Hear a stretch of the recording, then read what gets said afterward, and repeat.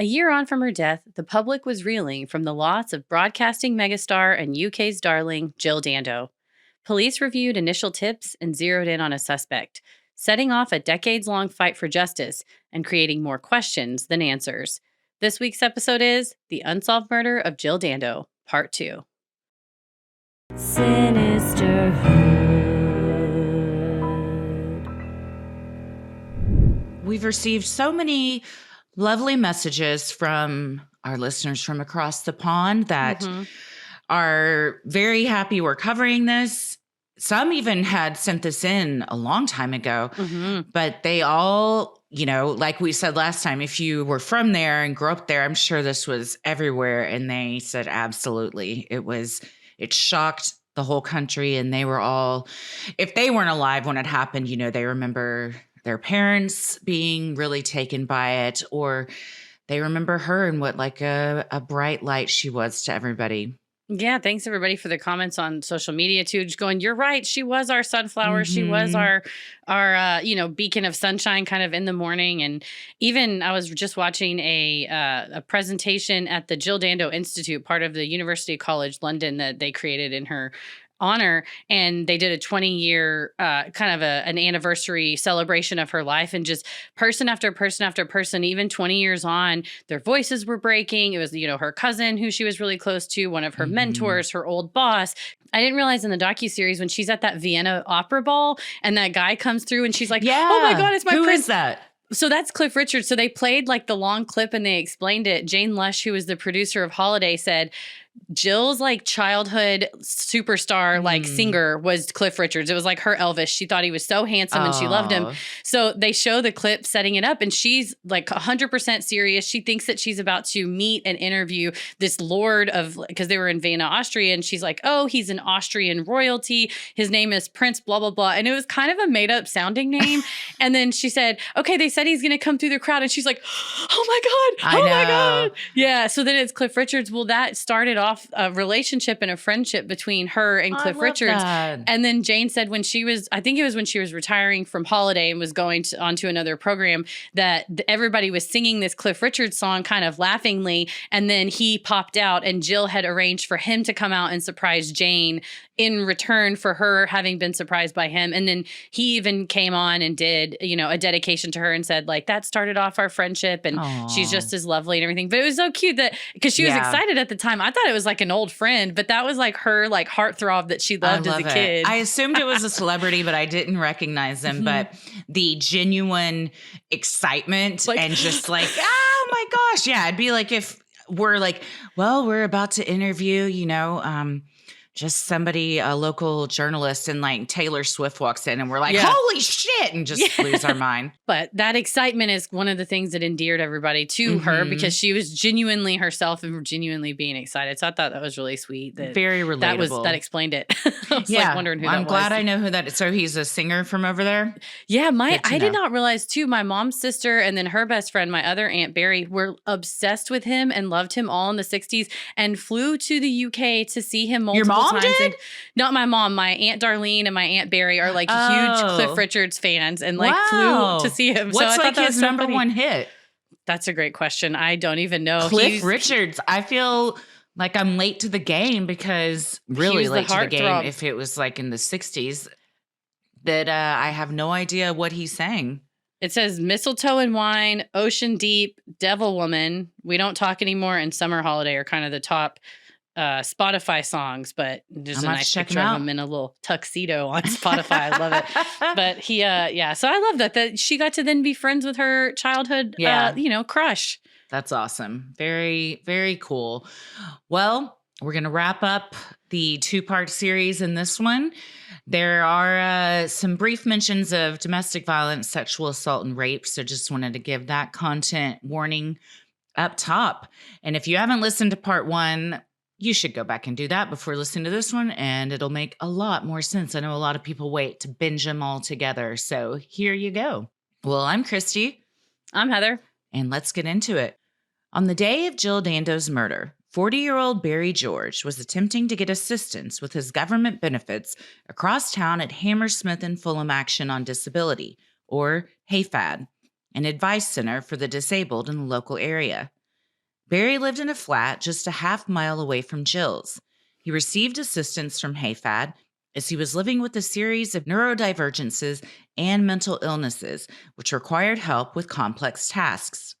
With his plastic grocery bag full of documents for the aid worker, Barry had taken a free ride from a taxi company called Traffic Cars. He arrived at Hayfad with no appointment, sometime around 11 a.m. He spoke with 2 aid workers who watched Barry pace around the waiting area, desperate for help. They assured him he could make an appointment and come back another day, but his various difficulties made it impossible for him to comprehend. He begged repeatedly to see someone that day and was finally granted access to see a social worker at 11:50 a.m., as she noted in her files. They spoke for about 15 minutes before Barry left. She described him as wearing a yellow top and blue jeans, carrying the sack of documents under his arm.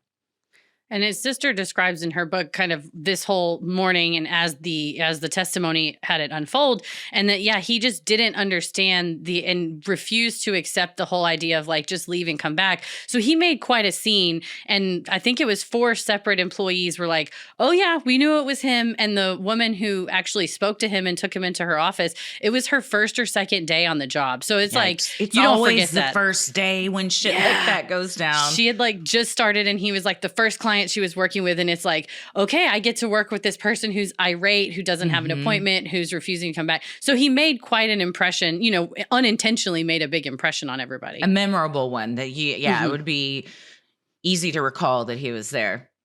And 2 days later, when Jill's murder was announced, Barry was intrigued and worried by the law enforcement and media frenzy that had begun in his neighborhood. Concerned that he might be questioned because he had previous run-ins with law enforcement, he retraced his steps the day of Jill's murder and checked with those he had come into contact with about the times of their interactions. He confirmed when he took the taxi with the driver from Traffic Cars and checked with the Hayfad workers regarding when he had arrived and left. Police later described this as Barry concocting an alibi. But his sister explained in her book, Stand Against Injustice, that this was normal behavior for a mentally disabled man who was so frequently stopped by the police in the street. Born April 15, 1960, in Hammersmith, London, England, Barry was no stranger to the law. He was first convicted of indecent assault in 1981 and given a suspended sentence. He was later convicted of sexual assault in February of 1982. He had cornered a woman in a stairwell, pinned her arms behind her, and raped her. He was sentenced to 18 months in jail, serving the sentences consecutively.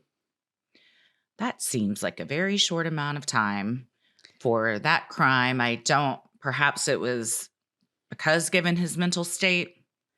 I'm not sure, but it was the first one was a suspended sentence, so he didn't even serve time for the 1981 attack, and it wasn't until he repeatedly offended. And his sister said in his book later, she said, I knew he had some emotional issues, but he had never really had the litany of diagnoses, which we'll go over with shortly. And she said, if we would have known this, he should not have been living on his own. He shouldn't have been unsupervised. She said, when my family, I moved back to Ireland, she said, I would never have left him in London. But she said he kind of masked enough that it was, I'm fine, I'll be fine. And she said, we had no idea he was living the way he was.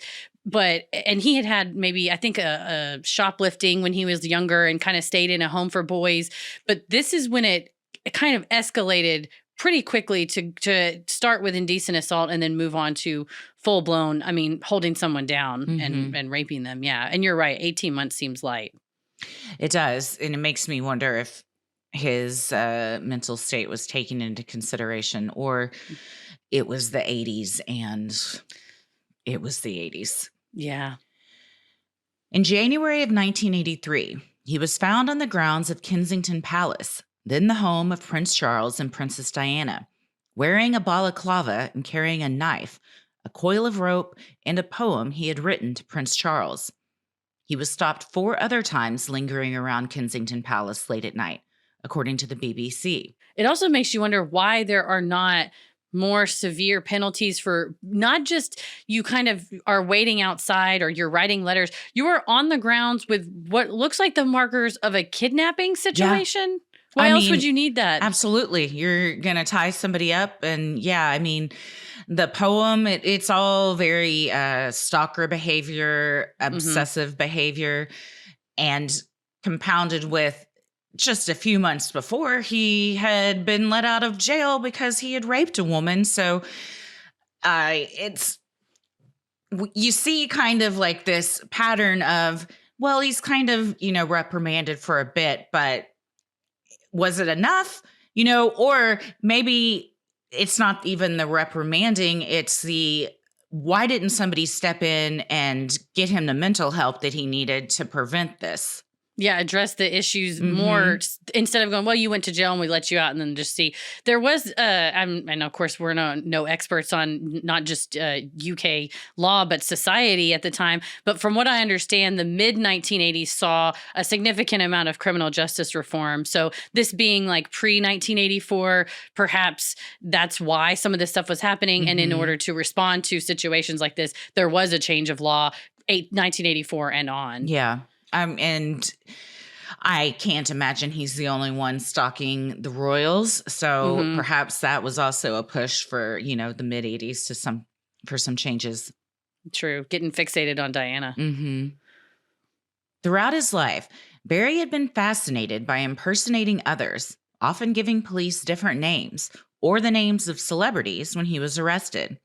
He had been known as Paul Gadd, the real name of performer Gary Glitter.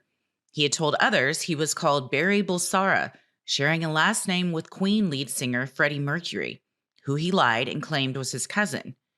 He lied about being in several branches of the military, when in reality, he had been rejected from the territorial service. And just living in this like fantasy world. Yeah. He was very vocal that he was Freddie Mercury's cousin. And that's such a thing that can be fact checked. And granted, this is before the internet, but still, Freddie Mercury was so huge that like easily that can be like kind of traced back. But I think that speaks again to kind of his lack of connection with reality and ability to understand like what's real and what's not. And that's what his sister said in the book, kind of like he didn't see it as lying. He believed it. So then you're dealing with a person who has delusions. And that is a different problem that needs to be addressed. Like lying is one thing to the cops, but when you're like, no, I genuinely am Freddie Mercury's cousin, and Freddie Mercury's people came out and said, no, he is not. No, he is not. No, they absolutely didn't want to be a part of that. Barry also had a brief attempt at being a stuntman when he tried launching himself over the length of 4 double-decker buses on roller skates. He was not successful and suffered a dislocated spine and fractured femur. And some of his mental incapacities, they said, could be related to frontal lobe damage. That his sister said, when we were growing up, he never fell off of anything. He didn't play football. He didn't get hit in the head. But then you see this footage and you're like, yeah, that's a fractured femur is bad. It was very hard to break your femur. On the docuseries, they're interviewing him before he's about to do it. And they're like, have you ever practiced this? He's like, nope. Just gonna go for it. And they're like, so you've never even tried. I mean, and again, like that mindset, like a person in their right mental state would not decide to do something so dangerous, having never practiced it before. Even if you had practiced it, the likelihood of you successfully doing this and not hurting yourself, so low.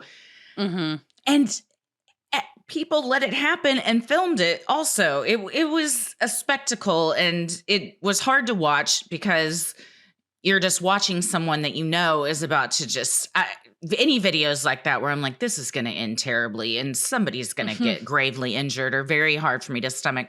Not just him, because this is a hard episode, because when I was like reading and researching and writing for this, we were talking even before air, it's like you kind of got to hold 2 truths in your hands at the same time with this one.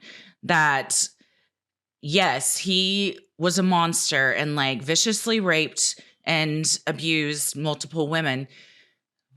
However, he was not responsible for this crime that he was charged with. So, it's like, we want to see, like we always say, like we want to live in a world where justice is served properly and that, you know, people have a fair trial and everything. But it is hard to kind of speak sympathetically about someone that has done such heinous crimes. Yeah, and addressing not just there is a lack of intervention early, because this is a person that doesn't understand the nature and consequences of their actions, at least insofar as launching yourself on roller skates over 4 double-decker buses. No. And you think, what happened in society that this person does not have? HFAD, you know, has helped you if you can't pay your light bill or you need to sign up for something and, you know, you can't get your benefits to go to the doctor, whatever. They're there to help people who are otherwise pretty functional, but hearing the lack of functionality that he has, you're just like, how is this gentleman walking around and endangering people because of these things? But you're right. As we see, you can be completely ill-behaved, abusive, but that does not mean that you deserve to be scapegoated for, and the injustice that does to scapegoat them for a crime that they say they didn't do, and the evidence seems to, as we'll go through the evidence, seem to point that they did not do. So it is hard, though, to advocate for a person who's an imperfect defendant, but they still deserve to be advocated for the, just in general, for the integrity of the justice system. For sure. It's a slippery slope if we start to say, well, they did other things, so why don't we? And it's, well, but, you know, I mean, any of us that were put on trial, if we didn't do what we're being accused of, no matter what we had done previously in our life, like we don't want to be sentenced for something we didn't do. And it's not just as a punishment or lack of punishment to that person, but also that means the real person's still walking around amongst us. Yeah, that's always the danger of a wrongful conviction. Or I love the UK version of miscarriage of justice is how they call it. And I think that's such a poignant turn of phrase because it really is what happens in these cases. Absolutely. In 1989, Barry had married a Japanese student, and what she told the BBC was a marriage of convenience that was nonetheless violent and terrifying. The pair divorced quietly in 1990. Police centered their focus on Barry in early 2000 after re-examining the initial tips they had received after the murder.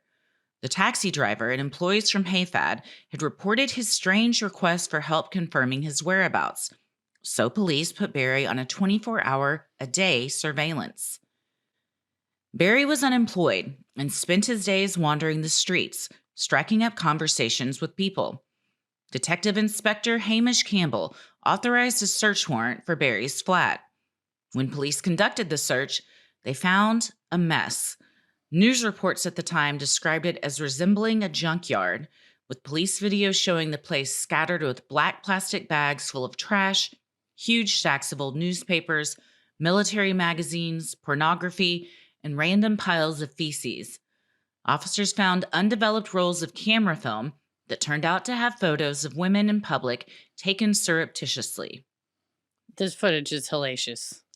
Truly. And again, and I understand his sister has said we didn't know what was going on.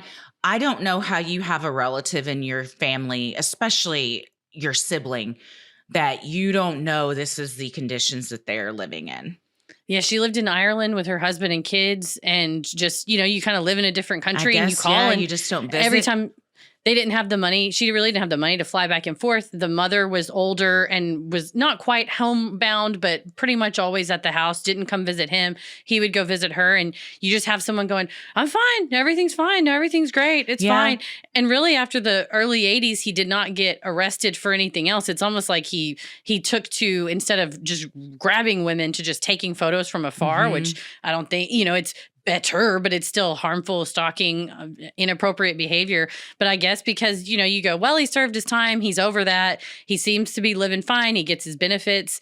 And I've got, my, you know, a couple of kids and a husband who later on, you know, is diagnosed with cancer and stuff. It's like, you're living your own life and, you know, a phone call every few months going, everything good? Everything's great. And you're like, okay. And you see this. I mean, the first she heard of it was just on the radio, like, a person's been arrested. And it's like, that's my brother. What? I also don't understand if he has already been in the system and he's working with Hayfad. Do they not have social workers come out to the house? Like, it seems like he kind of fell through the cracks. And the help that he should have been getting to protect himself and everyone else, just it wasn't there. And then, you see this footage and you're like, oh, God, if anyone had shown up over there, they would have immediately called someone to come help. Yeah, it's like a health hazard living like that. I was shocked when they said there's like feces around and stuff. It looked dangerous, like the piles of papers. It looks like something that would be on an episode of Hoarders. Just huge piles of stuff and disturbing things too. Sinisterhood will be right back. This show is sponsored by BetterHelp. Well, I always think I don't have enough time in the day. You probably think it the same thing. You don't ever have enough time in the day to get everything you want done. No, you're right. I can't even. I can't say anything. No, I don't. I mean, I need 27 hours. I feel like I'm not good at time management, so it's a lot of it falls on me. I was having that issue too, or like organizational management. I'm like, if only I had time, I would organize my office. But I realized I was like, oh, maybe my thinking is hindering me, and it's not just time. Yes. A lot of us spend our lives wishing we had more time. The question is, what time for what? What do you need more time for? If time was unlimited, how would you use it? Well, the best way to squeeze that special thing into your schedule is to know what's important to you and make it a priority. Therapy can help you find what matters to you so you can do more of it. And I realized I was like, my house is messy with my ADHD, like things are all over the place. I'm so disorganized and I either have to clean everything or I can't clean it all. And one of the things that my therapist that I have through BetterHelp has helped me realize is that was all or nothing thinking I was engaged in. And then I was like, oh, I can clean just a little bit at a time, which sounds like it is elementary, but it was revelatory for me. No, not at all. As such, I now have a relatively clean office and I don't beat myself up when it gets messy. So I'm like, if only I had time, I would clean my office. But I figured out how to fit it into the time I had. There you go. I also have made a schedule before of like, on Monday, you clean this room. On Tuesday, this room. So then you're kind of touching everything because it is very overwhelming. I'll be like, this house is a pigsty. I got to touch every surface. And I'm like, that's going to take me an entire day and we can't do that. So I like that you can break the all or nothing thinking and you do what you do and you give yourself grace. If you're thinking of starting therapy, give BetterHelp a try. BetterHelp is convenient, flexible, affordable, and entirely online. Just fill out a brief questionnaire to get matched with a licensed therapist and switch therapists anytime for no additional charge. Learn to make time for what makes you happy with BetterHelp. Visit BetterHelp.com/sinister today to get 10% off your first month. That's BetterHelp, HELP.com/sinister. Barry seemed to be obsessed with certain women, especially Princess Diana. Among the magazine's hundreds included photos of Princess Diana, but only a handful showed an image of Jill Dando. In total, police gathered statements from 13 women who claimed Barry had stalked them. Police later reported finding evidence that he had obsessively pestered hundreds of other women. In his flat, investigators found a list of over 100 women that included information on their addresses, car descriptions, and car registration numbers. Very disturbing material.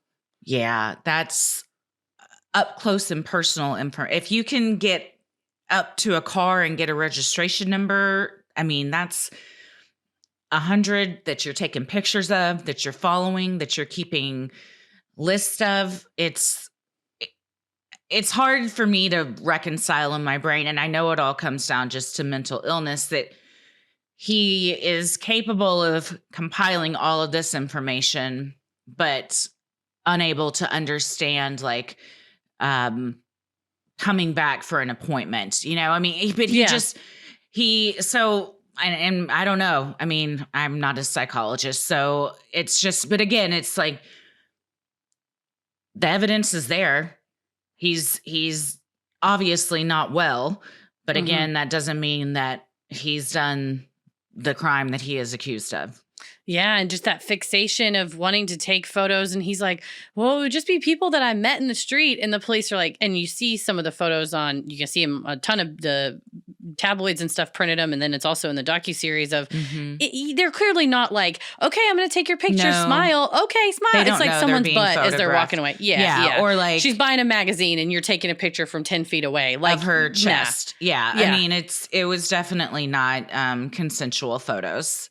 No, and it's just to me it indicates this like fixation and just going, well, I wanted to get the information, I wanted to keep the info, and not understanding that that's an inappropriate thing that to do to somebody that doesn't know you. Mm-hmm.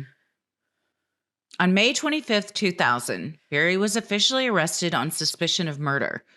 Because he was considered a vulnerable adult, police were required to have an appropriate adult with him when questioning him, pursuant to the Police and Criminal Evidence Act of 1984.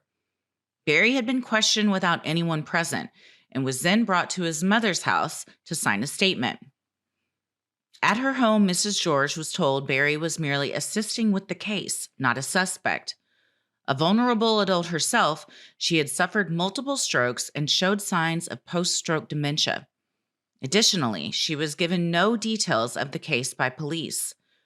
Not comprehending the danger to her son, Mrs. George allowed him to sign the statement. Barry was later questioned by police with a social worker present, but she had no knowledge of his various diagnoses and said nothing when police began yelling at him, repeatedly insisting that he killed Jill. 4 days later, Barry was charged with her murder. And that's, a situation like this is exactly why you would want to have a law like the PACE Act of 1984, where you say you should have representation, you should have someone there to help interpret for you. But this was kind of a case of, even though, she sort of presented as all right, Mrs. George was unsophisticated. She's not a lawyer. She's not a professional. She's just an older adult that is living alone and being told that her son's just being also helpful. not given all the information. I mean, they totally did her dirty why would they say he's assisting with the case?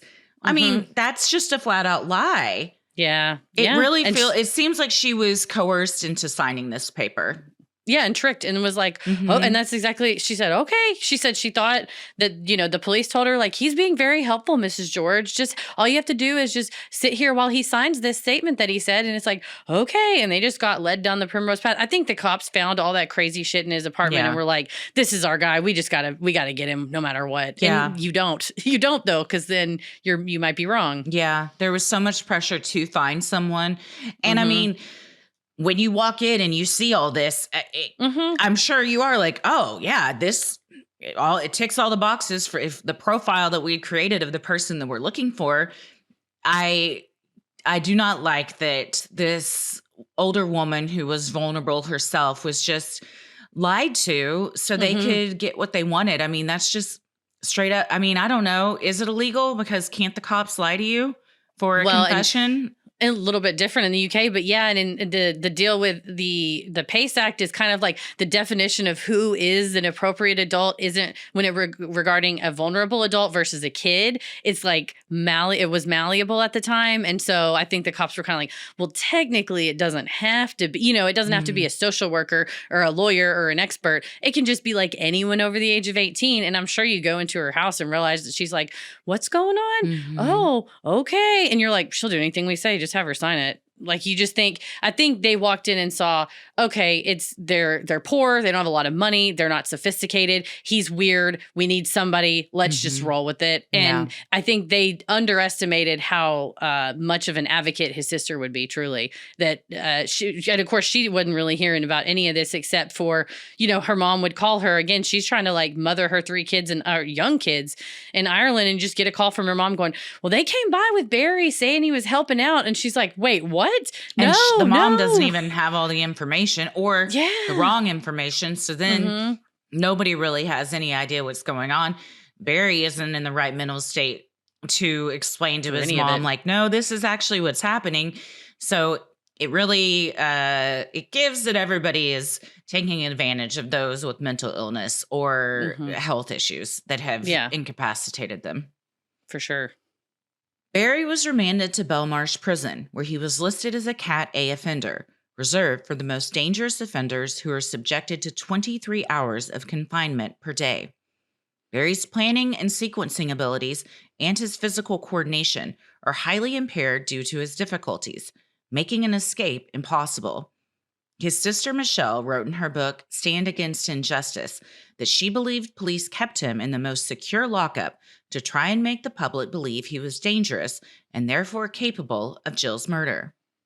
And yeah, 23-hour-a-day confinement. She said the block he was in is like serial killers, like terrorists. I mean, she said it was just like the most violent people. And he's sort of shuffling around kind of confused and really kind of didn't know what was going on, why he was in there. I mean, he knew that they were saying that he did something he didn't do. She's like, every time we visited him, he was just like, I didn't do this. Like, when do I get to go home? And she's like, just over and over watching him being in this state of upset, and that the family was also subjected to a lot of indignities where, you know, to visit a Cat A offender, you have to go through certain, you get your background checked, yada, yada. And hers was checked and they kept going, sorry, your background check hasn't come through yet. And she's like, well, I submitted everything I needed to. And they're like, I don't know, it didn't go through. And so she had to go and reach out to this like prisoner kind of advocacy group and go, hey, is my paperwork really like jammed up in the system? And the cops had said, basically she was calling around and there was a lot of paperwork shuffling in order to basically isolate him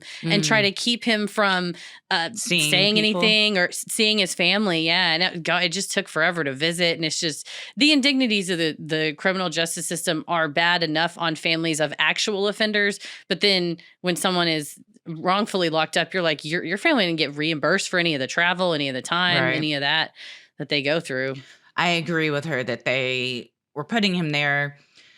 Well, I mean, even if they thought he was I think they did think he was at this point the one who killed her, to make a big statement to the media. I mean, everyone had been waiting for someone to be caught. So, and those that thought he did do it probably thought it was justified because it was such a brutal slaying in broad daylight that the type of person that's capable of committing that does need to be locked up and kept away. But given his diagnoses and mental state, I just don't think he could have pulled it off.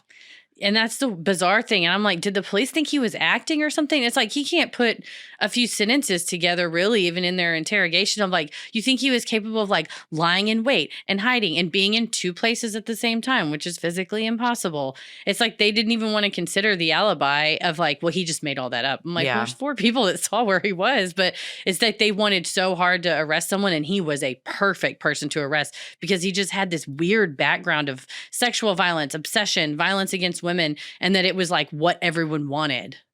I will say in the docuseries, because he is interviewed, he spoke more coherently than I thought that he would. Yeah. I was envisioning when I read stuff before I saw him that he wouldn't be able to like even like formulate a sentence, and he can. It's just he's functional. He's not operating at the mental age that he actually is. I believe that is correct. Noel Razor Smith, a journalist with 68 prior convictions for various infractions, was in Belmarsh at the time of Barry's remand, while also working as a journalist. Looking for an interview with the accused killer, Razor faked a heart attack to get close to Barry, who was in the prison hospital at the time. Razor recalled to interviewers his impression of Barry after their interaction at Belmarsh. There's something not quite right about this guy. Razor sent the information he had gathered from Barry to his editors, but maintained he's not capable of committing a cold-blooded execution in broad daylight and then not speaking about it for a year. There's no way he could keep that secret.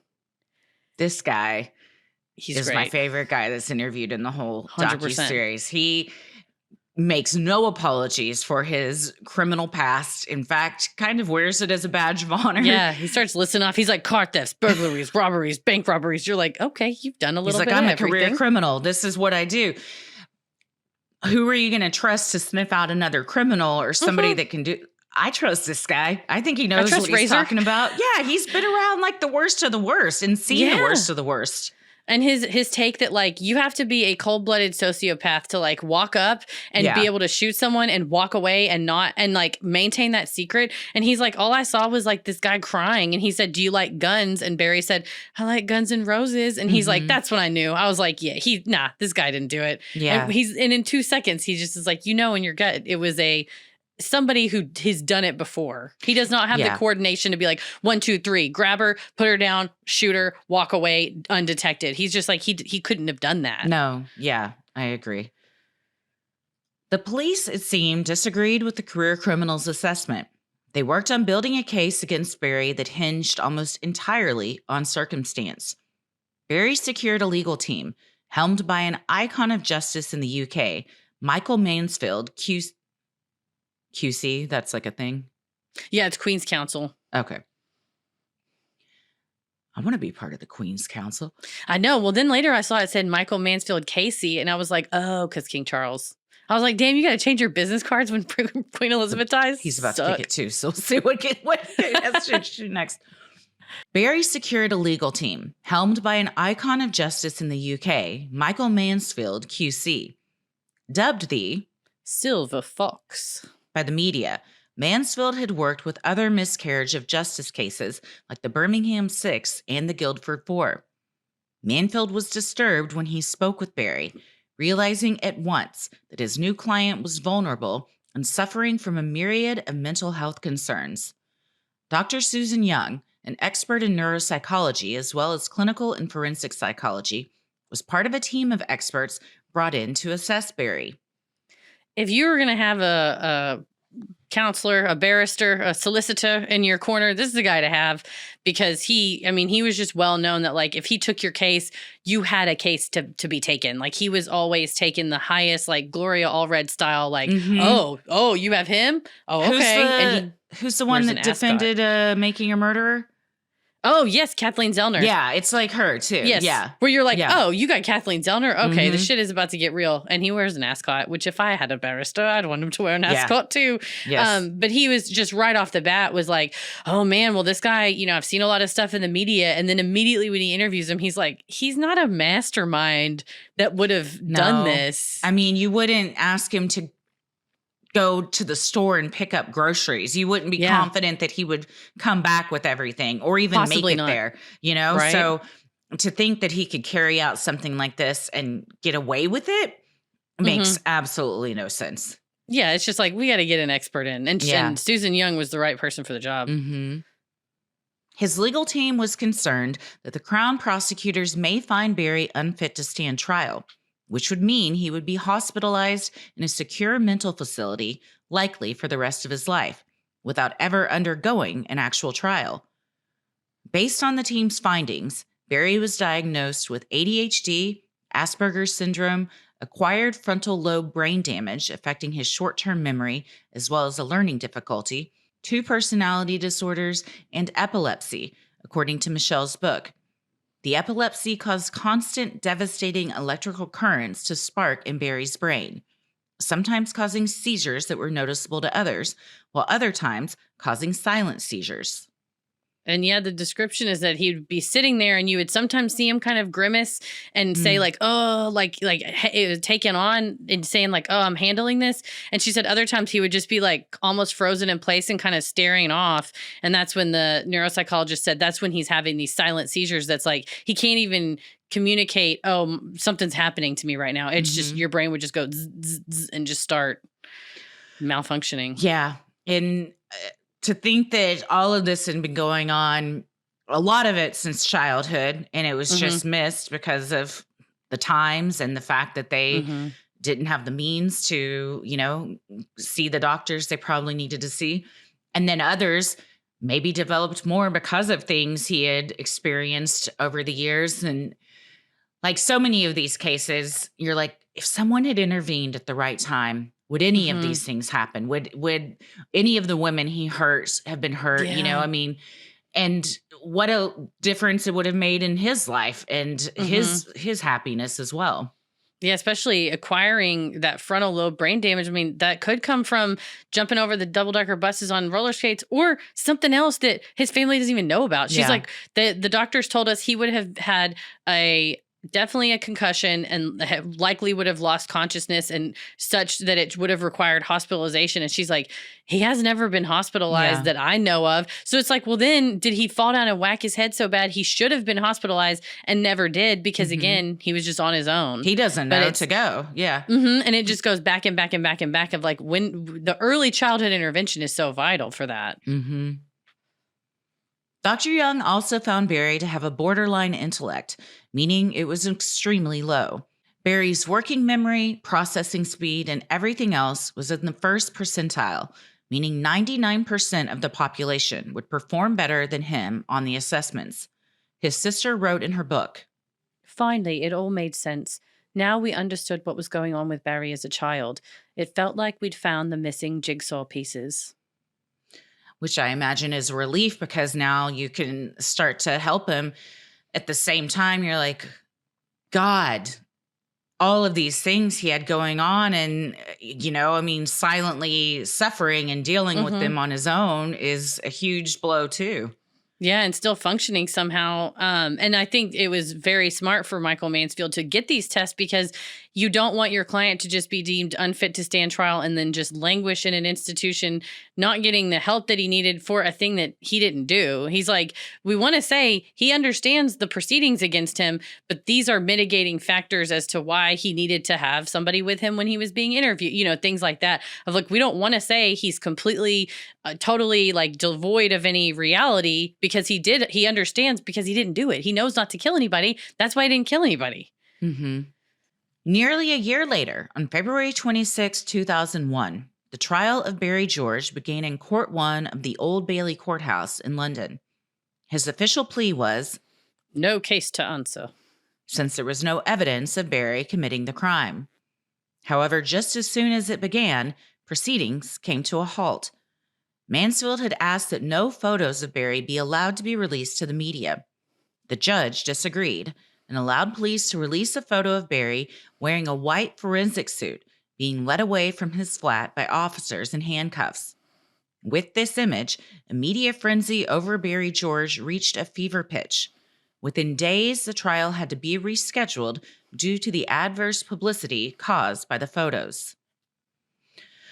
Why did the judge, when things like that happen, and it's pure speculation, but part of me is like, I think they kind of I'm not saying they want it, but they don't mind if it happens. Right. If you're Michael Mansfield, you're like, oh, I told you so. Because it's like literally what he said would happen. What happened, he's like, he's not going to be able to get a fair trial. It's going to be demonized and monstrous. He's going to be made out to be this monster in the media. And that's exactly what happened. And it's not a flattering picture. It's like he looks like he's in almost like a jumpsuit you would be in as a criminal, as going almost to an institution or something like that. So not a flattering picture. And of course, then you're delaying a trial that's already been a year delayed because then that delays it for the family. It's like at the end of it, it's terrible that somebody, an innocent person's on trial, but it's also terrible to have to drag Jill's family and friends and colleagues and everybody through this over and over and over again. And I really don't see the reason to say, no, I'll allow it, because all that could possibly come of it is the media exploiting stuff. It's not necessary to the case. The both sides have all the pictures they need for stuff. So it seems just like it was all for sensational purposes. And like you said, it's like the judge kind of wants the attention. And Court 1 at the Old Bailey is like the famous courthouse. Like the biggest cases always go there. And it was like the oldest one. It's been rebuilt and stuff, but that was like the original one. So it's one of those where you're like, did you just want more eyes on it? And it's like, there's already a lot of eyes on it. But yeah, everybody's eyes are on it. I think it's easy. I mean, judges are people to get caught up in kind of the media circus of it all. And this, I don't want to call it fame, but this attention that, you're the one proceeding over this huge trial. It was the biggest investigation. And since I think they said, it wasn't Jack the Ripper, but they had another Ripper. Something like that. Yeah. God, and two Rippers. There's too many Rippers. One is too many. Two is way too many. But yeah, you're kind of, it's like Judge Ito. You're letting in all these cameras and stuff because you're not mad that you're in the spotlight right now. It's like, I wonder who will play me in the movie. And it's like, it's not about you. And I also think there probably is a little bit of we all love Jill and I don't want to appear that I'm doing any favors for her killer. And it's like, he hasn't been convicted yet. Yeah. Okay. And you're supposed to be fair and impartial, but it was a misstep, definitely. Sinisterhood will be right back. Recently, my Paired app asked me, What would help you feel less stressed this week? Completing tasks together or scheduling a date, and why? And I said scheduling a date because I don't like to do tasks. Oh, that's interesting because I would say getting tasks done. See? And that's why we're not even, what? First of all, I would like to pair with you. I would like to have for us to be able to pair. Can we have a second account? Can you have 2 accounts? We'll ask them because we have one with our spouses, which is great. We love it, but we also just want one with each other. But see something like that where you're like, well, from my perspective, this is better, and your spouse is like, well, from my perspective, this is better, and you would not know in like what your partner's actually thinking until you get asked by something like this wonderful app. Like what makes you feel more relaxed? What would make your life feel a little more at ease? Yours is getting out of the house and going to do something. Mine is getting the pictures hung on the wall that I've been wanting to hang for months, So everyone's different, but that is why Paired is so amazing. It's a relationship app for couples, and we're going to see if it can also be for best friends. You and your partner download the app, you pair together, and every day Paired gives you questions, quizzes, and games to have fun, stay connected, and deepen your conversations. It's simple and often hilarious. Each day you get a quiz to play or a question to answer, and you can't see your partner's answer until you answer yourself. So I'm going to make sure Paris answers on this so that he doesn't hear my answer on here before he answers himself. I'm like 99% confident he's going to have the same answer as you.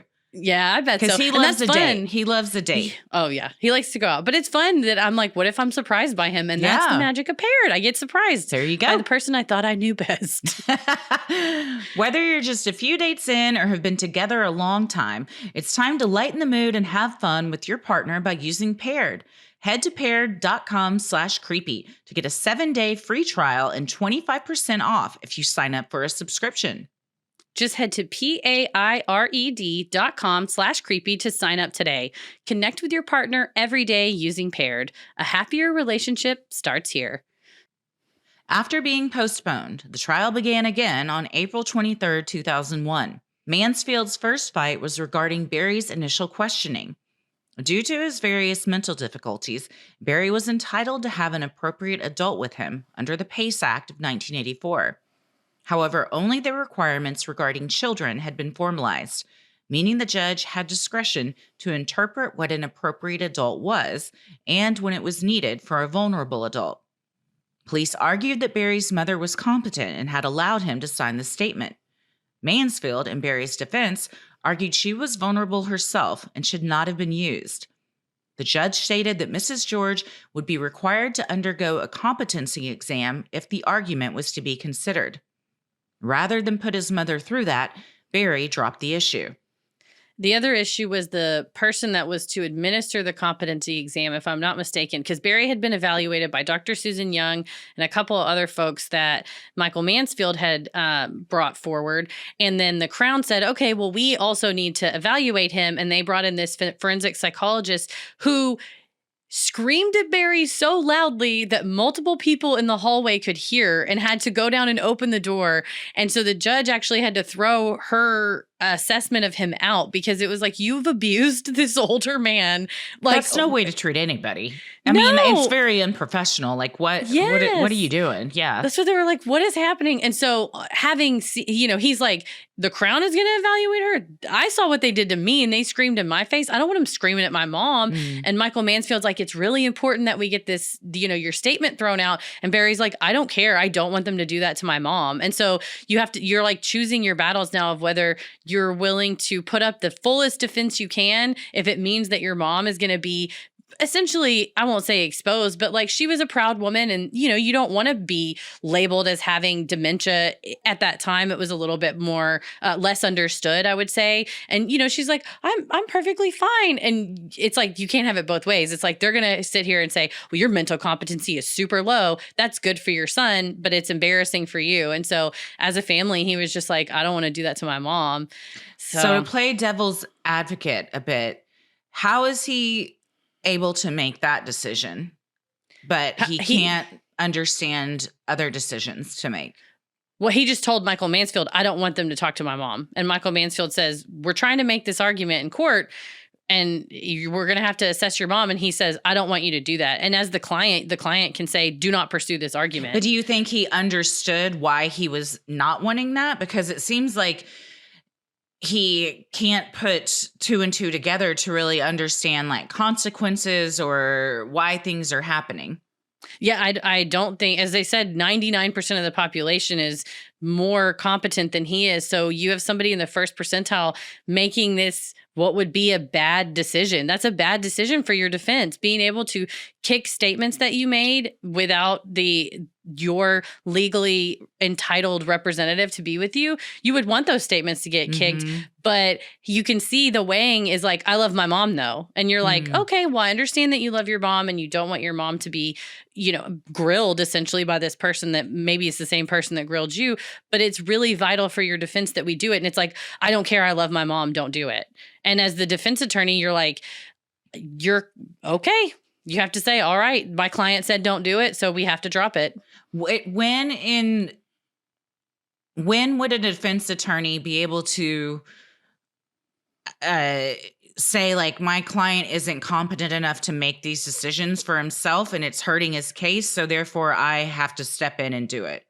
Well, there's that line that you want to walk, because you don't want to say, oh, my client is so incompetent that he can't stand trial, because they'll go, okay, we'll just lock him up till he's better. And he has things that he'll never get better from. These are all just the difficulties he lives with every day. So the line between competency to make your own decisions and incompetent to be under, a guardianship is a huge question that we, especially in the US, and I dealt with it in my fellowship with older adults, because you have the right to make choices even if they're bad choices, right? Yeah. Like, when you say like, oh my gosh, my dad met this girl on Facebook and it's going to be his wife and she lives in Europe and she's going to fly here. So he sent her $1,000 so her mom could get surgery. Your dad can do that. Like, that's a bad choice, but you don't want to say you're now so incompetent that your bad choices have means that you don't get to be independent anymore. And usually the legal line is if you don't understand the nature and consequences of your actions. And it's like, he understood the consequences of this decision, is that the statement that you made sort of under duress is going to be allowed in. And most of us would say, I want the best possible defense, but it's his choice to say, I don't want that. And so as the attorney, you don't want to go, oh, my client's making such bad choices, he can't make any choices at all, because that means he's going to get locked up for, in a mental institution, essentially. The crux of the prosecution's case rested on Barry's various idiosyncrasies and his history with menacing women. The single piece of physical evidence that tied him to the crime scene of Jill Dando's murder was a speck of microscopic gunpowder residue found in the pocket of his coat. During the search of his apartment, police took a 3/4 length cashmere coat that matched the description of the fleeing suspect. Barry had not been wearing the coat that day, according to people at HayFad, and no fibers from Barry's coat had been found at the scene. Police seemed to dismiss this information. The microscopic piece of gunshot residue, to them, proved Barry had been there. When Mansfield questioned the forensic tech who had discovered the evidence, its lack of legitimacy became apparent. The coat had been taken from Barry's flat and bagged immediately. On cross-examination, Mansfield elicited testimony from the officer who admitted to taking the bag to his car, then to his home to collect a white shirt to use for contrast when photographing the coat. At the station, the officer unsealed the evidence bag, pulled out the coat, and placed the coat back on top of the sealed bag. He then laid out the coat on a table that had been recently used to photograph sample guns. Next, he moved the coat to a chair where it drugged the floor a bit. Finally, he put the coat on the tailor's dummy and took a photo. He then placed the coat back in the evidence bag, sealed it, and sent it to the Forensic Security Service, or FSS, for testing. The amount of chain of custody that was just broken is mind-boggling. I would take better care of my own laundry than this guy did of this crucial piece of evidence. What they're hanging their whole case on is this microscopic piece of gunshot residue and he's just like, just tossing it around like it's nothing. Manhandling it, especially putting it on the table that had just been used to film. Like, they took a photo of like 10 different guns. And by the way, the photos, it was like so important for him to do this. They really didn't use very much. Like, they maybe used one of the pictures, but it's like, you could have waited until after it was tested. This all happened before it was tested. He's taking it out of the sealed evidence bag. I was reading this. I was like, what? Yeah. Like, that, to me, the whole case is done. It's done, so you can't rely on that. But the judge was like, I'll allow it. Yeah. The judge seems like he was kind of already like leaning one way before this trial even began. Yeah. And the jury, the way that this was presented to the jury was just like, how else would there be gunpowder all over his coat? And you're like, this is the size of gunshot residue of like the point of the end of a safety pin, like a little tiny pin. Like, that's in to me, one dot. I would argue, if I was Mansfield, I would argue that like, how would only that be in his coat pocket if he had committed this crime? I mean, your jacket would be covered in gunshot residue if you would put your hands in your pocket and, if you weren't wearing gloves or something. That, like, it's so little that it, to me, is a case against, like, he couldn't have done it. But yeah, they interviewed at least 2 of the jury members after the trial, and they said they made it seem like this was everything. They hung their hat on this one piece of evidence.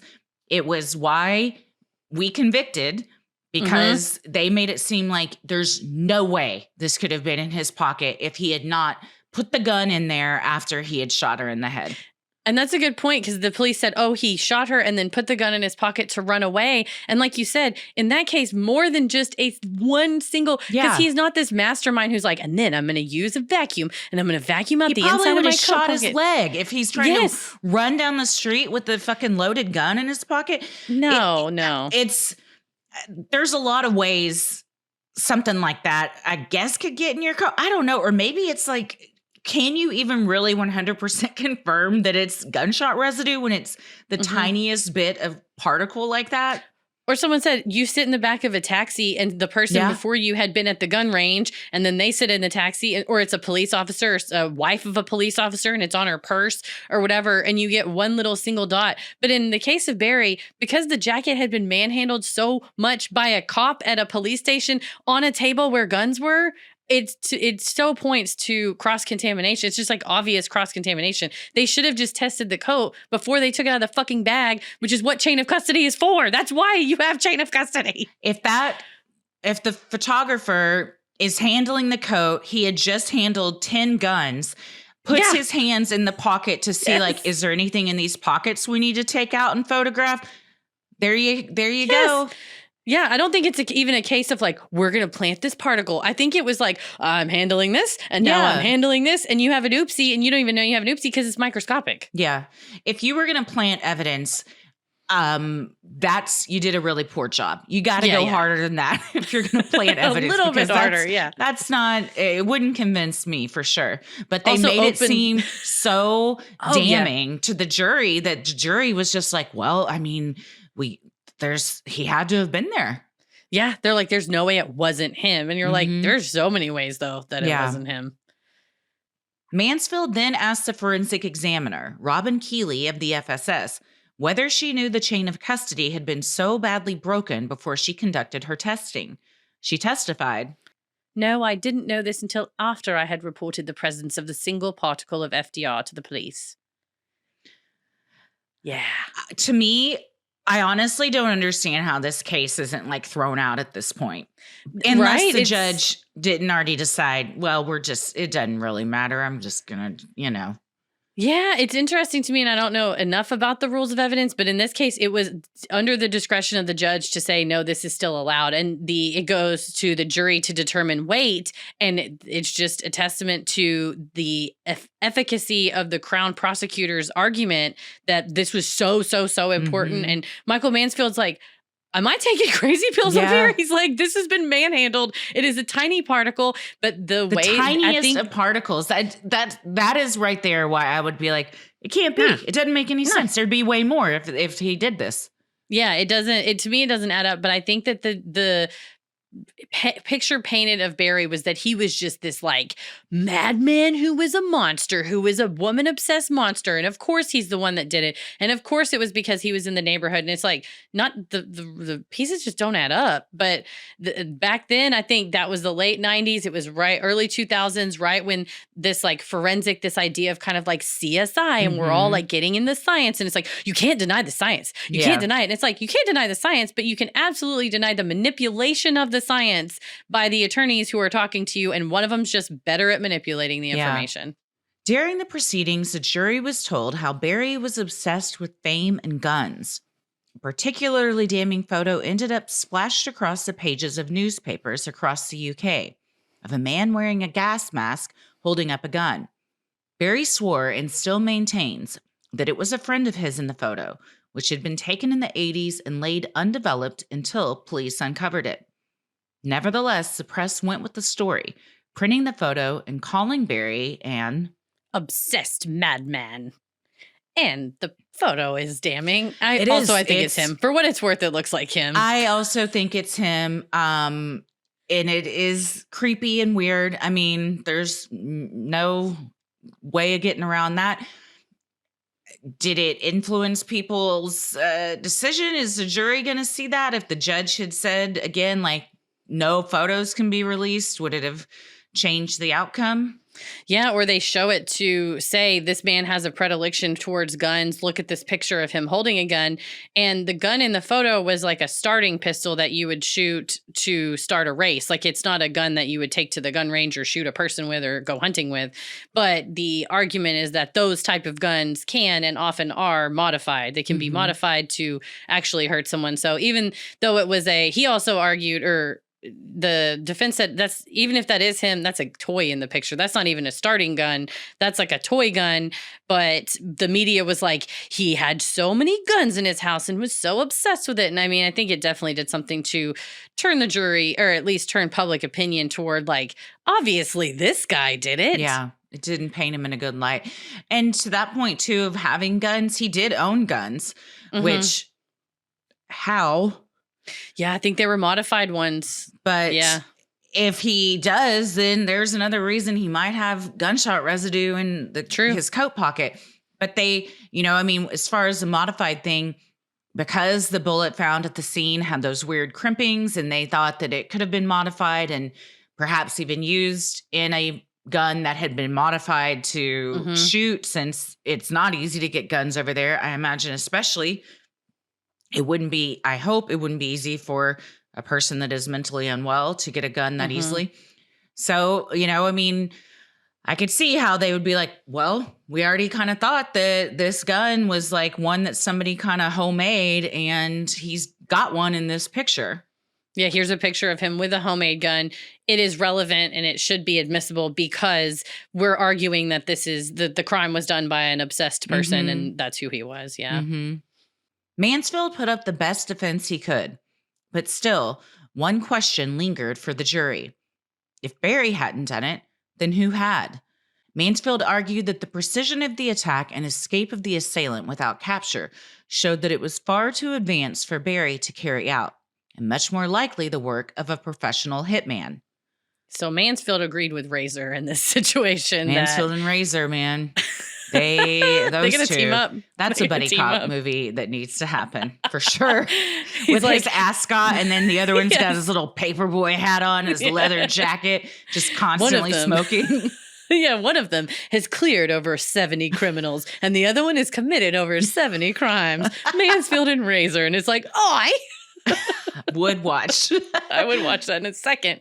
Absolutely. But yeah, I think that is an absolute legitimate argument. Is like, come on, y'all. Really? You think this is a mastermind? As Mansfield, and he didn't take the stand in his own defense, which, I mean, that's not uncommon. Most don't in trials like this. But could Mansfield have kind of shown to the jury, like, come on, like, who are we all kidding here? Like, we know that this guy couldn't have possibly done it. Or he's a loose cannon on the stand and you might not know what's going to come out of his mouth and you don't want to implicate him further. So, I mean, I think it was the right move not to put him up there.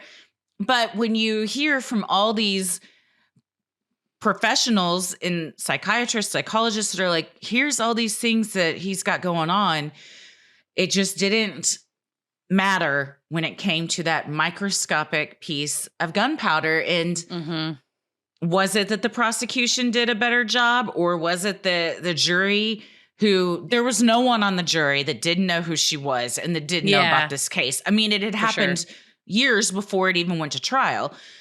So they're people. I mean, you say you're not going to be biased or swayed, but at the end of the day, like, we can say that, but is it always true? People just go with their gut oftentimes. And if there is even a microscopic, in this case, literal microscopic shred of evidence that you're like, well, my gut's been telling me, like the show The Traitors, which we've both been watching. But it's fascinating to watch people think that they have such a handle on, oh, well, I pegged them as, you know, they're definitely lying to me. And it's like, we all know as impartial observers, no, they're not. But if there's like, oh, but whenever they set their cup down like that, that's the person, that's a guilty person setting their cup down. So it's like the same with putting him on the stand. It might have gone to show that he had these difficulties and issues, but also that means you are putting him up to the mercy of cross-examination by prosecutors. And will he accidentally say something that he didn't mean to say because he's a liar? You know, what would he say? Go, well, you know, Jill Dando and I were friends and we had coffee, just because he just makes stuff up and lies. And you're like, no, this is not the time. He would get ripped apart on cross for sure. Completely. Yeah. Sinisterhood will be right back.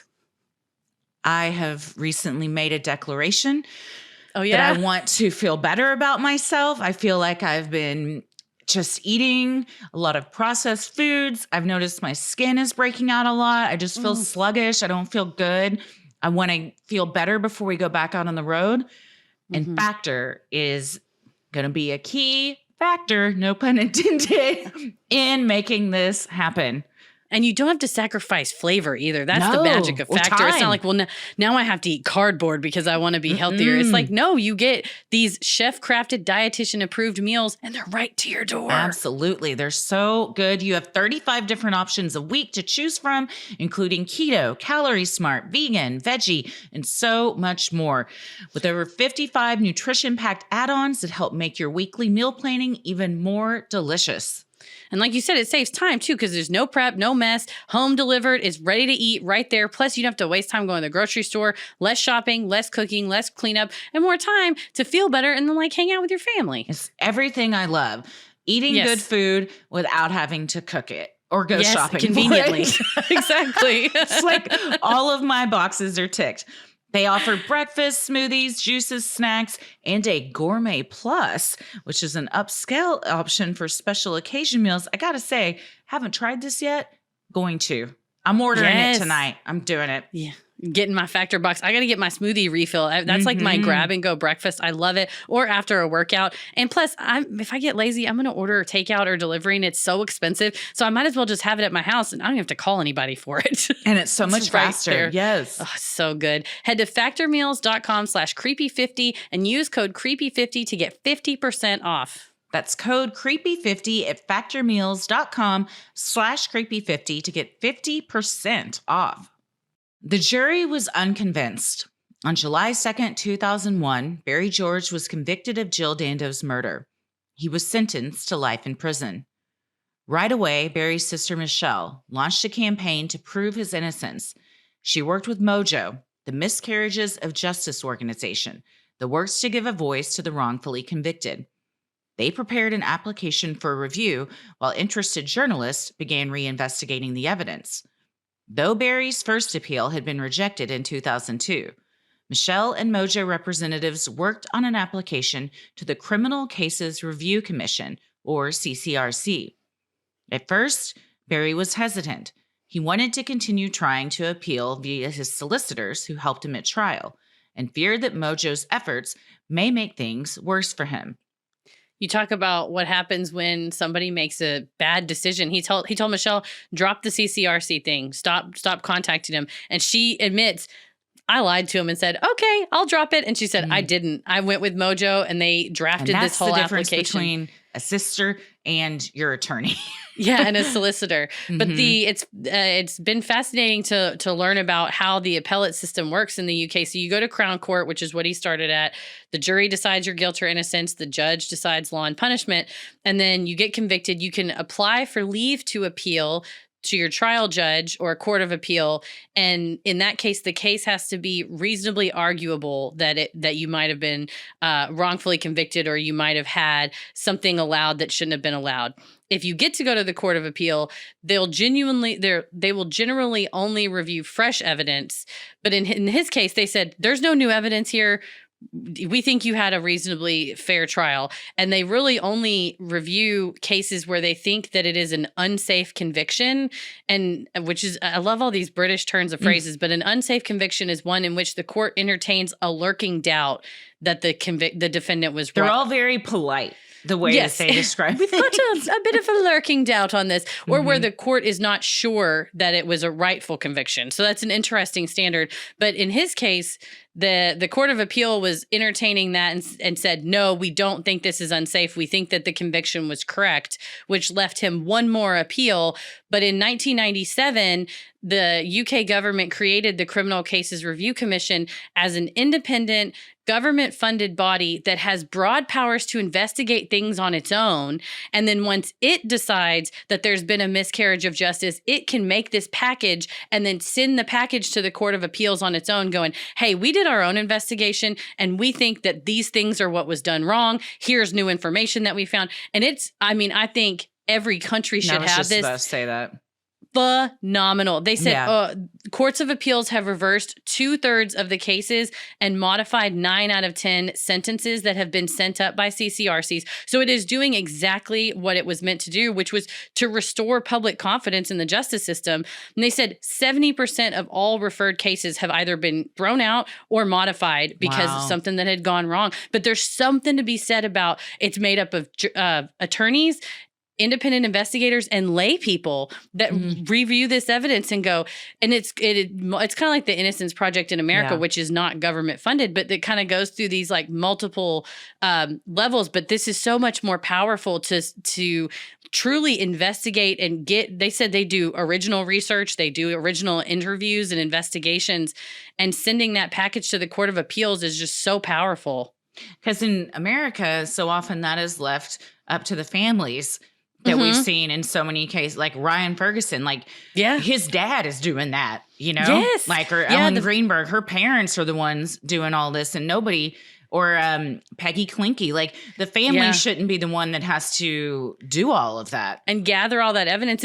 And the family, in this case, all they really have to do, and they can work with an organization like Mojo, just to write out the application and go, hey, here's some things you all should look into. And having that where it's government funded but independent, so it doesn't answer to the judiciary. And there's I'll link it in the show notes to the extent legal nerds are interested, a law review paper that's kind of comparative of wrongful convictions in the US and the UK, and how in the US we cling so much to the finality of a jury decision and not understand the law that it was at the time of the conviction. Where in the UK they're like, oh yeah, the law was shitty though, so we changed it. So now we're going to use this new law and then you get out. And where in the US it's like, oh well, the law was that way back then, so sorry, you have to die now. And we have our Supreme Court who recently said, it's sort of expensive to kind of look into these things. So if people get executed, they get executed. I don't know. Clarence Thomas was like, it costs a lot of money to look into it. And it's like, I would, if you're the one on the end of that execution, you want the money to be spent so that this doesn't happen. So we should all want the money to be spent. So it sets a precedent that we don't accept that type of stuff. Well, in the United States, only North Carolina has something similar to this. But I think this is something that we should all push. Right? It's something that we should all push to have a impartial third party, but that is not on the onus of private donors or the wrongfully convicted to say, we need this so that there is not, oh, well, we have to have judicial deference and we have to have deference to a jury. Well, if the rules are rigged from the start, you don't need to be deferential to that. You need to not be deferential to that and be deferential to the truth, which is what the CCRC is all about. Still, Michelle kept the campaign to the CCRC going. and handed in the submission for review on November 5th, 2002. If Barry lost his appeal at the higher level, the House of Lords, then the CCRC would still have the authority to refer the case back to the Court of Appeals. As expected, the House of Lords turned down Barry's appeal and refused permission for him to mount any further challenges in December of 2002. That meant the CCRC was Barry's last hope. While Barry's team was mounting legal challenges, journalist Raphael Rowe was digging into the facts of the case. A wrongfully convicted exoneree himself, Rowe worked for the BBC's Panorama program. He traveled to the United States in 2006 to have the FBI assist with the gunshot particle analysis. By then, gunshot particles were no longer relied upon in America because of concerns of contamination. Rowe submitted his findings to the CCRC. He also released a Panorama documentary, which brought greater public interest in the case for Barry's innocence. Well, when our boy Raphael Rowe gets involved, we're always going to take a minute to see what's going on with him. Raphael Rowe is a perfect angel who we love. In this house, we respect Raphael Rowe. If you are not on our Patreon, we did a mini-sode about the world's toughest prisons and talked about him extensively and our love for him. And so shout out to all of our UK listeners who are like, no, he's just as wonderful as you imagine. We're like, if there's bad news about Raphael Rowe, don't tell us. And they're like, no, it's only good news. He is truly an angel. But it's so vital to do this work. And he was like, this stunk from the first time I looked at it. But that's the importance of the CCRC, that he is an outside third party that can submit his information to them and go, hey, you need to look at this science over here. And they were like, thank you very much. We will take that into consideration. But he got admonished, I believe, by a judge at the time saying, well, now you're making this big splash and you're trying to, trying to interfere with justice. And it's like, no, he was trying to interfere with a miscarriage of justice, which is different. I would argue the first judge interfered with justice quite a bit. Don't come for Raphael, bro. I will fight you. In November 2007, based upon the rejected gunshot particle evidence, the Court of Appeal granted Barry the right to challenge his conviction and to have another trial, which began in the summer of 2008. At the retrial, the gunshot particle was not relied upon. The police tried to put forth a single fabric fiber from the crime scene that they insisted must have come from Barry's clothing. However, they had not compared it to the clothing of the many officers and first responders at the scene in order to rule those out. They were like, it's a blue fiber, and he was wearing jeans. And I was like, every single police outfit is blue. Every single one of them is blue. Yeah, that's less convincing than the gunshot. And that was not convincing at all. The workers from Hayfad also testified, this time with a more cohesive timeline supported by their notes. At the initial trial, they had given conflicting times for Barry's alibi. At the retrial, they all testified that Barry was with the social worker beginning at 11:50 a.m. and had already been in the waiting area for some time. When summing up the evidence, the judge told the jury, if you believe that Mr. George was at the Disability Center between 11:40 and 12 o'clock, then he could not have committed the crime, and you must acquit. Heeding the judge's instruction, the jury did just that. Barry was found not guilty of the murder of Jill Dando. He was finally released from prison on August 15th, 2008, having served over 8 years. Later that month, prosecutors announced they would not seek a retrial, effectively ending the legal proceedings against Barry George. With this, It's interesting that, and it's always interesting in any trial we cover, where at the retrial, it's like, oh, well, everybody got their shit together more now. And I'm like, what? Why didn't that happen in the first trial? Yeah, like, why didn't everybody get their fucking timelines together in the first one? Yeah, and I think maybe not all of them were called to the stand, but definitely a few of them were like, well, I can't really be sure. I think it was the afternoon. And it was like, no, it wasn't. It was not the afternoon. It was the morning. It was the literal entire time that Jill Dando was shopping, and then at her house, he was there. So it's just like, what? It kills me that people to this day are like, I don't know, I still think it might have been him. I'm like, he's not magical. He cannot be in two places at once. He was didn't have physically that, Hermione Yes, that the gets little you. time turner. Yeah. Yes, no, because the 911 call came in at 11:40, and he was literally hollering at people in the waiting area at Mhm. HayFat at that time. Like, it's just not possible. I mean, you can hate him and not like him and think he's literally he is a convicted sex predator, and just in general have a distaste for him and how he treats women and all that stuff. That's fine, but it does not mean that he was guilty. And I think the judge really distilling that down into, like, if you're questioning how to vote, let me just help you. Yeah. That's sometimes you got to keep it simple and just like when you're given as the jury, when I read that quote, I was like, oh, if I was told that, it would make it very easy for me to be like, well, do I or do I not? And then you have your answer.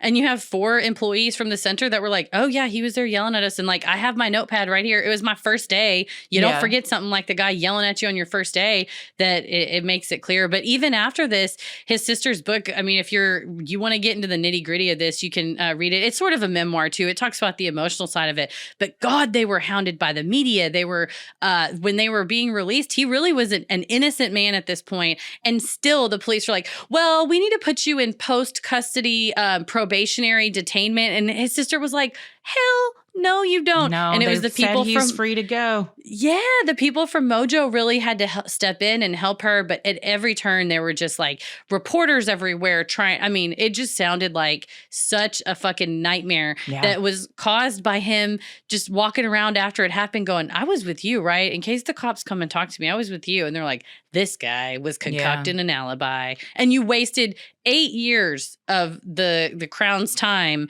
when the real killer is still at large. Yeah, and all of Jill's family was put through that as well.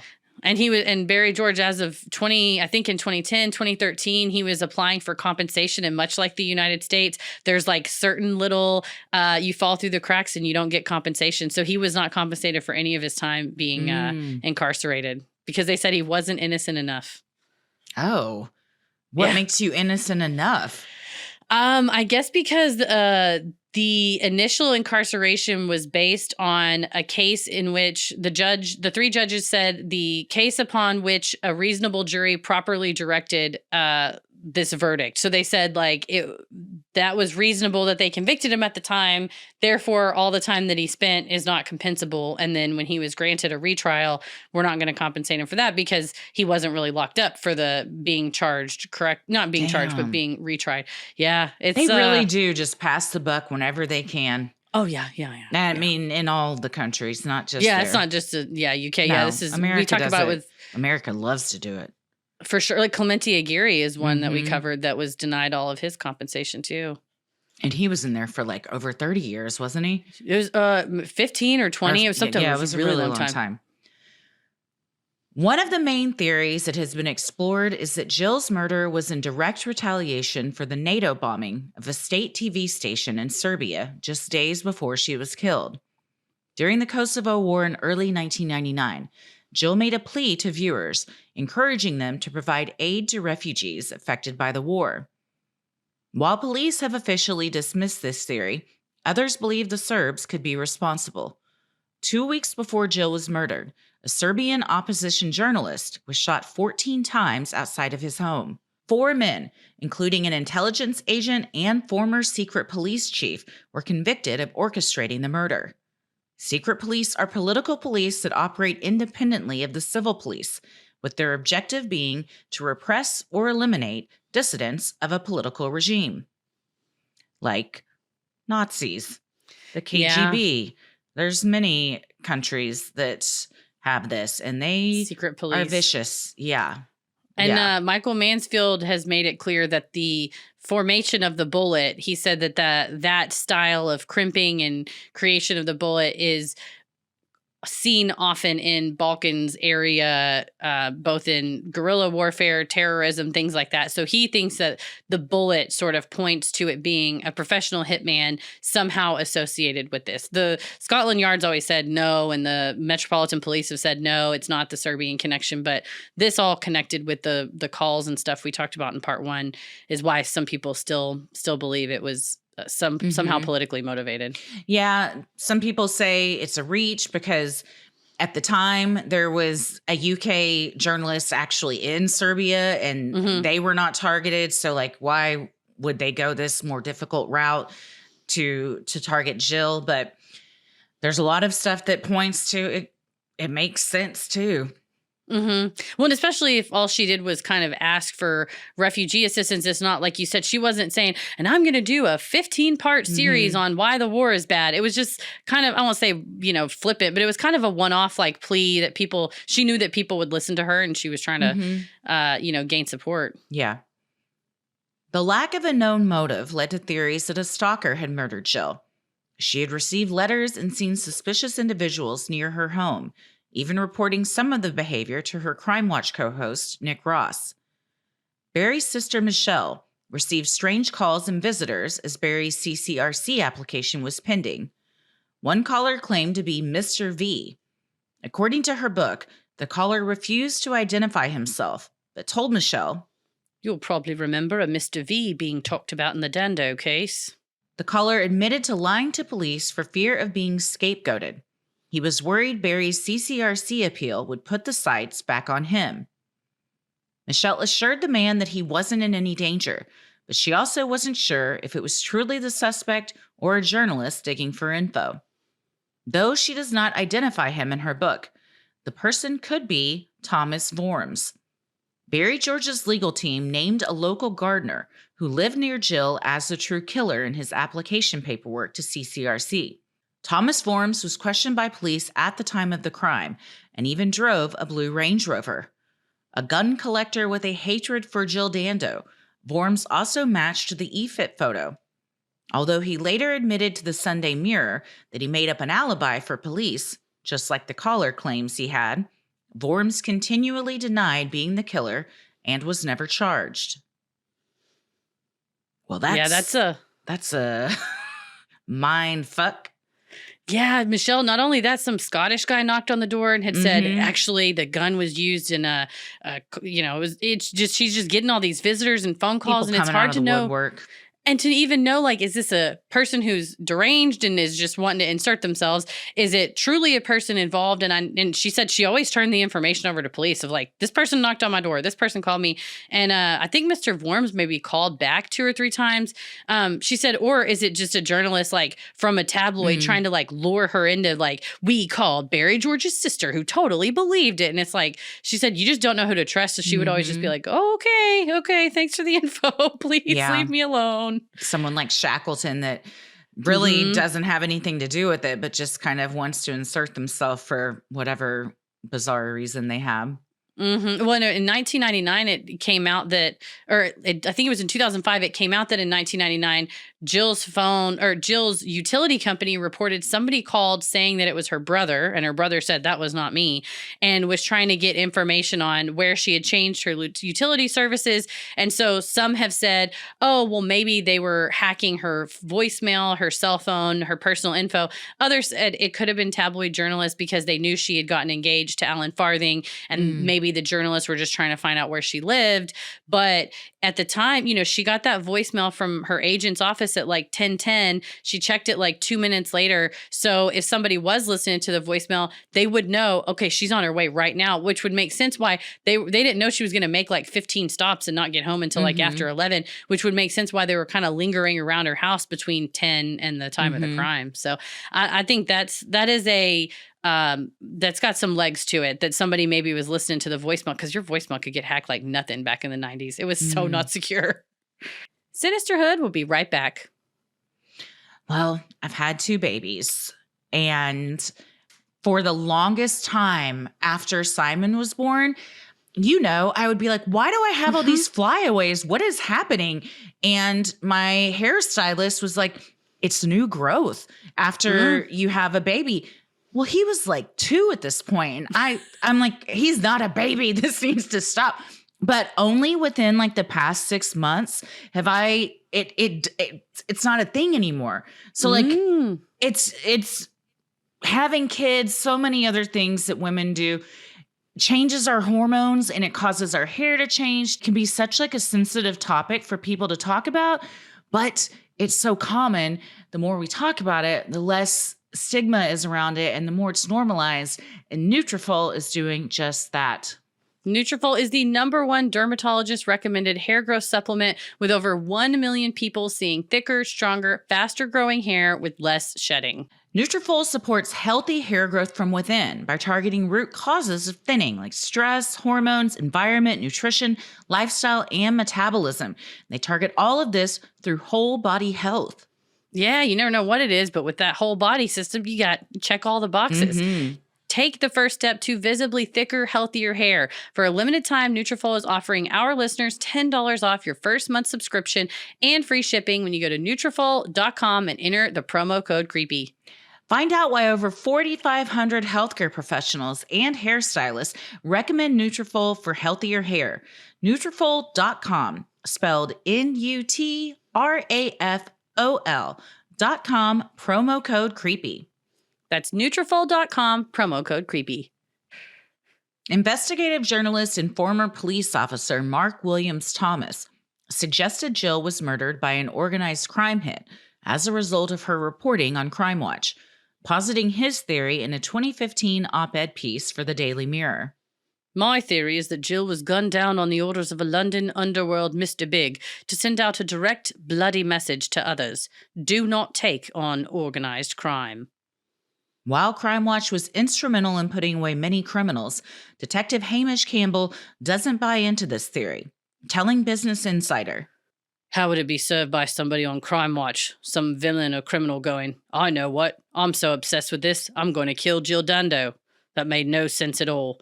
We examined all the cases that Jill was involved in, which cases she broadcast. There was simply no evidence for it." Yeah, this one, we can get into it more, and so what do we think? But this one seems a bit far-fetched to me. In 2005, a new theory emerged, also involving a hitman. Former Deputy Tory Chairman Jeremy Archer was jailed for 4 years after being convicted of perjury and perverting the course of justice in 2001. A key witness was his former employee and lover, Angela Pepiat. The woman bore a close resemblance to Jill Dando and even lived nearby. The personal secretary of Archer's wife alleged that Jill was killed by accident when the hitman hired by Archer was actually meant to kill Pepiat. The Archers vehemently denied this claim, but it hasn't stopped the theory from persisting online. In 2023, in connection with the release of the Netflix docuseries, Jill's brother Nigel told the BBC his theory of what happened to his sister. My theory, which I had before this documentary and more so since I've seen a greater insight into the police investigation, is that it was just someone who was in that street who may or may not have known that she lived there, who was armed at the time, who may have recognized her, who perhaps thought he or she could get 5 minutes of notoriety by shooting her. And that's my view as to what happened, no matter how odd and strange people may think it is. It's certainly one of the theories that's abounded, that Jill was just in the wrong place at the wrong time. Police have been transparent that sadly, they do not believe this case will ever be solved. They are no closer to having a suspect now than they were 25 years ago, an unfathomable outcome given the nature of the crime. The world may never know who was responsible for the brutal slaying of Jill Dando, but they will always remember fondly the warm smile and stellar reporting of Britain's Sunflower. So what do we think? What's your theory? What's your theory? My theory is that it was somebody that was, she was targeted specifically because it was too, if you're just looking to grab somebody, there's plenty of people up and down the street. That one doesn't ring true with me either. Yeah. And I think there's something to be said about she never was at that house. She was always staying at Alan's house. And the fact that she was there on that date and that time was known because she'd gotten that voicemail from her colleagues or from her agent. And, it said, you got to get this today. It's a contract. So if you were listening to that voicemail, you're like, oh, she's probably on her way.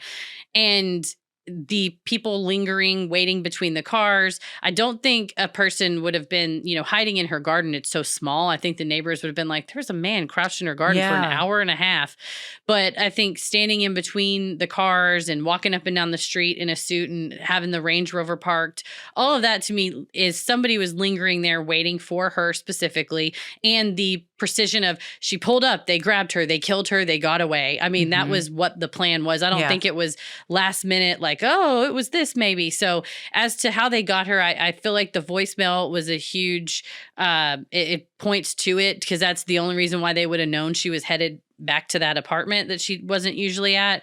And because in the 90s, the late 90s especially, it was well known that voicemails were often hacked by a journalist, or it was found that some dirty police officers were helping some underworld crime syndicates, access people's voicemails for, whether it was witnesses or whatever. So that became sort of an issue at the time. So I think that would be a way to, because she wasn't followed by virtue of watching the CCTV footage. So it's I think that she still could have been followed. True. And it wasn't picked up. I agree that she was specifically targeted. With the voicemail, would someone have had to have known that she immediately received a voicemail at 10:10 or whatever it was, and then immediately gone and listened to it before she called them back? Are they alerted when a voicemail is left? How does that work? From my understanding, it's like you get a copy of the voicemail and you also see when it is accessed by the person's phone. Like you can see when they call in their voicemail. You would get a copy of their voicemail and then you would get an alert 2 minutes later she had checked it. So who do you think is doing that? Who do you think are the suspects? Because I wouldn't think it would be the thing that, and all due respect to Nigel, and he can have the theory that he wants to have, but if it's somebody was looking for notoriety, they would have said, and it was me, but nobody coming forward. It was either a stalker who had that fixation of, she's getting married. If I can't have her, no one can, because it was kind of, very well known that she was going to get married that September and that she was engaged to this great guy and they were super in love, and that she was going to stop hosting Holiday as a result because she didn't want to travel as much. She wanted to start a family and stuff. So that idea of if I can't have her, nobody can. Or if it was, I know Hamish Campbell's well, I don't think it's some underworld crime boss. It doesn't have to be. It can be, you put my brother away. And so I hired a person to kill you. I don't know that it was some grand scheme, but it was I'm mad at you or for something you did. Yeah, you hired someone. You didn't. Yeah. Yeah, you hired somebody to kill him based off. My dad got put away because of you, and therefore I paid a person 10,000 pounds to go and kill you, because just the marks of it are all the marks of a fast, well planned, they get in, get out. They were there at the exact time that she was there, and they ran off and they weren't, and they maybe had lookouts or whatever. So I don't think it was some, crime conspiracy of oh, it had to be this huge gang. I think it's just Razor Smith said, why would I go against the guy who's done 68 different crimes? But that journalist, who said this is the marks of a professional hit to me, of somebody that kind of knew what they were doing, and that's how they've gotten away with it. Yeah. My two theories are that it was I do think it was a professional hit. As far as who set that up, I don't know that I have, I don't feel really 100% about any of the theories I've laid out. I think a stalker wouldn't hire someone to kill her. They would do it themselves. But that's kind of my other theory, is that it was somebody that was stalking her. Again, though, unless the stalker has knowledge of, killing, not even just killing people, but how to get away, or experience doing that, I think it would be hard for someone, unless, and what my theory is with that one is, he did that and then shortly after took his own life. And so that's why nothing has ever come of it. The more likely thing, I think, is that it was a hit, but it just seems why? I don't think it was the Kosovo thing. I don't know. I mean, and then honestly, and man, you're a real shitty hitman. I mean, if you're a hitman, you're already shitty. I think there's something to be said about this, the Angela Pepiat. Oh, yeah. Of there was an accidental, they were trying to kill someone else and she just happened to be. Yeah. That's what the assistant said, yeah. I always think, who gains from who stands to gain from this? And if a former deputy Tory chairman is having an affair and, with not only a coworker, but he's also having cheating on his wife, like, that's somebody that would want that person eliminated if she was going to testify against him.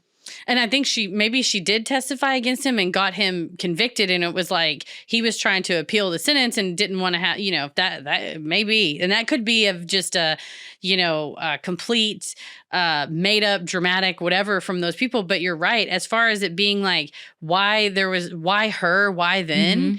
And it's like that would make sense as if it's just like, and then that does fit with Nigel saying, it was like wrong place, wrong time. Like she just happened to be coming home and they're like, oh, it was the blonde lady that lived on Gowan Avenue. And it was like the other blonde lady that lived on Gowan Avenue. Yeah. And like you said, you are not a good hitman. So I think that given the circumstances, it is a person who is not, it says this is not your first crime that you pull off some big heist. So the person that did it is skilled and has done it before. One of the people that knocked on Michelle's door was a Scottish guy who said, I'm with this Scottish crime syndicate. One of our guys was the one that was hired to do this and still has the gun, and it's been used in other crimes in Scotland. And she's like, oh, okay, please give me more information. And he's like, I'm afraid they're going to kill me. And she's like, okay, well, please get off my porch. Say anything? Please get off my porch. If you're in for a penny, you're in for a pound, buddy. You can't come and just give little crumbs of information.